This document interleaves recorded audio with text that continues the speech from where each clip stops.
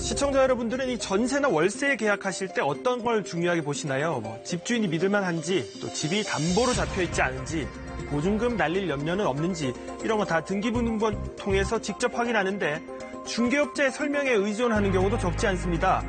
서울의 이 3개 오피스텔에서 140여 명이 넘는 세입자들이 거리로 내몰릴 위기에 처했습니다. 전세 보증금만 받더니 100억 원이 넘는데 세입자들은 사회 초년생들이 많았습니다. 나도 피해자가 될 수 있다. 어떻게 하면 피해를 막을 수 있을까요? 지금부터 따라가 보시죠. 서울 영등포구의 한 오피스텔. 건물 곳곳에 세입자들이 붙인 문구들로 가득합니다. 공매에 이제 붙게 되면서 사람들 들어오지 말라는 차원에서 또 다른 피해자들이 생길 수 있는 거잖아요. 네, 그래서 저희들이 사람들한테 인지시켜주려고 이러한 글들을 붙였습니다. 엘리베이터 안에도 손으로 직접 써붙인 메모들로 가득합니다. 처음에는 한 번이 이렇게 붙였는데 전세에 우리가 사기를 당했다 이러한 글을 작성을 했었는데 이제 다른 분들도 공감이 돼서 건물 입주자들은 한 목소리로 사기를 당했다고 주장하고 있습니다. 이 같은 오피스텔 건물은 이 일대 3개에 이릅니다. 위치가 좋고 저렴한 가격 때문에 직장 생활을 막 시작한 사회 초년생들에게 인기가 높았습니다. 굉장히 깔끔하게 관리가 돼 있고 집 상태에 비해서 관리비도 쌌고 관리하시는 분도 있어서. 그런데 문제가 생긴 건 지난달이었습니다. 어느 날 이 건물들이 공매에 들어간다는 안내문이 붙은 겁니다. 세입자들은 140여 명, 전세 보증금은 한 가구당 6천만 원 내외, 모두 100억 원이 넘는 보증금을 날릴 위기에 처한 겁니다. 제가 거제도에서 올라와서 4년 동안 이제 직장 서울에서 생활을 하면서 이사하면서 전 재산 넣은 거거든요. 근데 그 10만 원 아끼자고 한 게 이런 결과를 낳았다는 게 되게 억장이 무너지죠. 도대체 어떻게 된 일일까? 이 건물들의 소유주는 동일인이었습니다.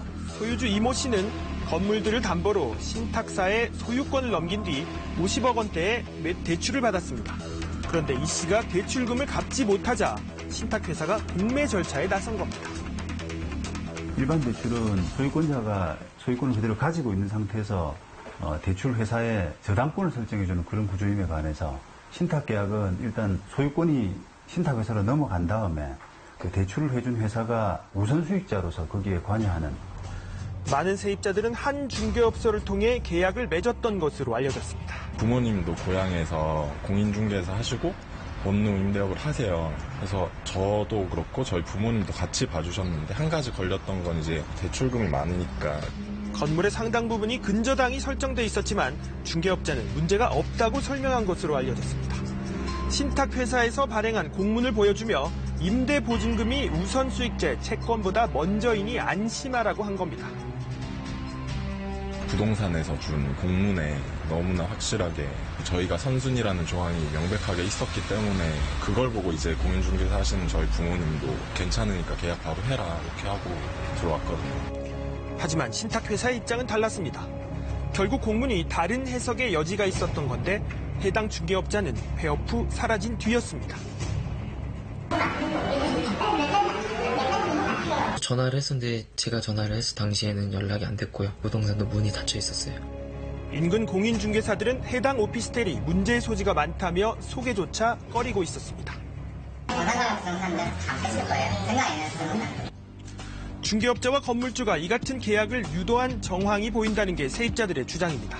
하지만 해당 건물주는 이미 다른 사건으로 구속됐고 중개업자에 대한 수사는 아직 진행되지 않았습니다.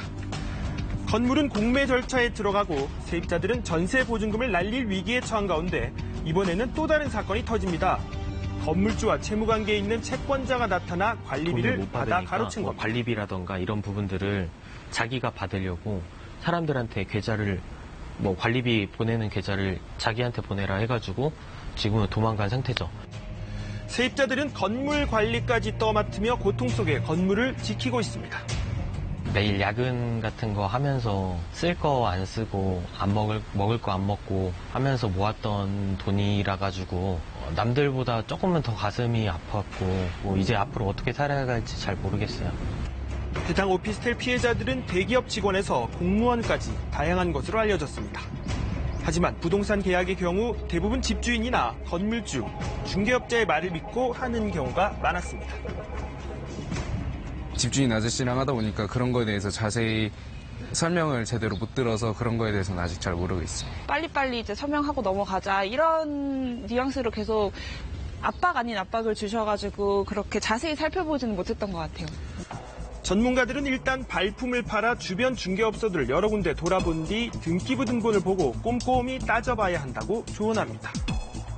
때 주택 가격이 어느 정도 되는지를 파악해야 됩니다. 그리고 내가 들어가는 보증금이나 전세 금액을 합쳤을 때 주택 가격이 한 80%가 넘으면 후순위이기 때문에 잘못하면 돌려받지 못할 수도 있습니다. 따라서 임대차 계약하기 전에 이러한 내용들을 먼저 계약 전에 파악해 볼 필요가 있습니다.